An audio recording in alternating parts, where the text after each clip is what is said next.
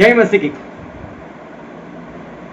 आखिरी दिन चल रहे और आखिरी दिनों का भी आखिरी वक्त चल रहा है, क्योंकि जब पहली बार पवित्र आत्मा को हमेशा के लिए उतारे गए थे और कुछ लोगों ने ठट्ठा किया कि इन लोगों ने कोई नई शराब पी है, तब पतरस ने प्रचार में ऐसा कहा था कि ये तो योएल भविष्यवक्ता ने जो कहा वो है। मतलब कि आखिरी दिनों में, अंत के दिनों में परमेश्वर पवित्र आत्मा को बहा देंगे। तो अंतिम दिनों की शुरुआत आज से तकरीबन 2000 के साल के करीब हो गई थी। तो अब हम अंतिम दिनों के भी अंतिम वक्त में जीवन जी रहे। आज 14 मई और 2021 चल रही है और आज मैं ये वीडियो सभी के लिए बना रहा हूँ। आज पूरी दुनिया में कोरोना जैसी महामारी फैली हुई है, लोग दहशत में हैं, भारत के भी बुरे हाल है, हजारों की तादाद में लोग मर रहे और भयानक सा एक डर लोगों के अंदर छाया हुआ है। कल का कोई ठिकाना नहीं। इंसान जाता है अस्पताल, डेड बॉडी वापस आती है और सभी लोगों को एक डर सा लग रहा है, क्या होगा। उस पर से अभी इज़राइल और पैलेस्टाइन के बीच में एक भारी युद्ध छिड़ गया है और रोज मालूम नहीं दोनों एक दूसरे के ऊपर कितने रॉकेट फेंक रहे। और परमेश्वर ने भी कहा था कि आखिरी दिनों में लड़ाइयाँ होगी और सब कुछ हम हमारे सामने देख रहे। परमेश्वर ने कहा कि जब ये सब कुछ होता हुआ देखो तो समझ लेना कि मैं पास में, मतलब कि आपके घर के दरवाजे के पास खड़ा हूँ। अभी सोचो, परमेश्वर प्रभु यीशु हमारे पास आ चुके, अभी कितना वक्त रह गया।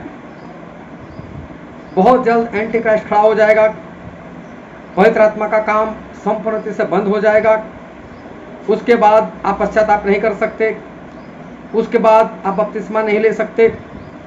और इसलिए जितने भी विश्वासी लोग जो बपतिस्मा के बारे में सीख चुके हैं कि सच्चा और एक ही बपतिस्मा कैसा है और अभी तक वो नहीं ले रहे, मैं उनको ये चेतावनी दे रहा हूँ।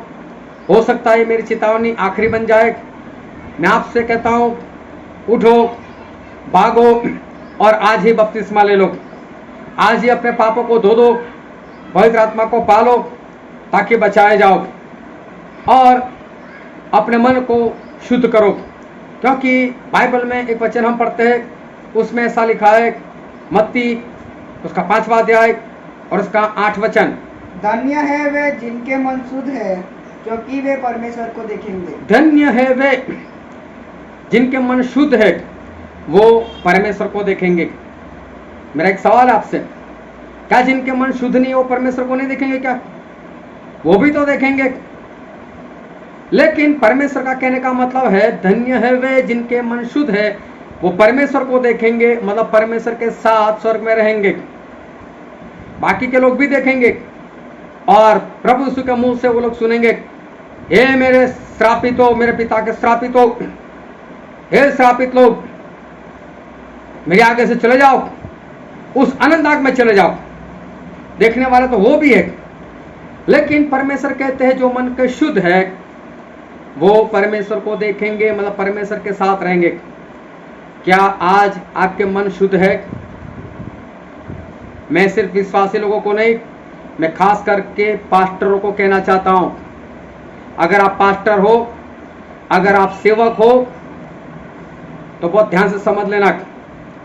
20 साल से मैं सेवकाई में हूं और 20 साल का मेरा तजुर्बा ऐसा कहता है कि 2 गुंडे और 2 मवाली जो है वो एक हो सकते हैं, लेकिन पास्टर और सेवक से कभी एक नहीं हो सकते। मैंने आज तक देखा हुआ है, एक मंडली का पास्टर बोलता है कि तुम लोग दूसरी मंडली में मत जाओ, मतलब दूसरे पास्टर से, दूसरी मंडली के पास्टर से बैर है। कई पास्टर ऐसे हैं जो मेथोडिस्ट, सीएनआई या ब्रदरन या सारेसन आर्मी के पास्टर नहीं है, जो उनसे हटकर है। वो ऐसा समझते हैं कि मैं ही सच्चा, और वो तो यहां तक बोलते कि सारी मंडली, सारी कलीसिया मरी हुई है, वहां पर मत जाओ, अपनी मंडली को छोड़ दो। इसका मतलब उनके अंदर बैर है। आप चाहे किसी भी मंडली के पास्टर हो, आप चाहे कैसे भी सेवक हो, आपकी कितनी भी बड़ी सेवा चलती हो, मुझे उससे कोई लेना देना नहीं, लेकिन अपना मन शुद्ध करो। और अगर मन शुद्ध नहीं होगा तो आप पास्टर हो तो पहले मार खाओगे, आप सेवक हो पहले कोड़े खाओगे। क्योंकि परमेश्वर कहते जो जानते उनको ज्यादा मार मिलेगी। और इसलिए चाहे आप जो भी मानते हो बाइबल से, चाहे आपको दूसरा पास्टर झूठा लगता है, और अगर आपको ऐसा लगता है आप सच हो, तो जाओ ना, उससे मिलो, बाइबल लेकर बैठो, उनको बताओ कि सच्चाई क्या है, अगर उनसे प्रेम करते हो तो। लेकिन आप उसको इसलिए नहीं मिलते क्योंकि आपका झूठना पकड़ा जाए, आप झूठे हो। और इसलिए मैं सभी पास्टरों से कहता हूं, सभी सेवकों से कहता हूं, अगर स्वर्ग में जाना चाहते हो, आखिरी मौका है, एक दूसरे के साथ सुलह कर लो। एक ही मंडली होनी चाहिए, एक ही, सिर्फ परमेश्वर की मंडली जो पतरस के ऊपर बनाई गई। आपकी मंडली का जो भी नाम है, अगर नाम रखा है तो आप नरक में हो पक्का। और इसलिए अपना मन शुद्ध करो और जल्दी से स्वर्ग राज्य के जाने के लिए तैयार हो जाओ। परमेश्वर आपको आशीष दे। आमीन।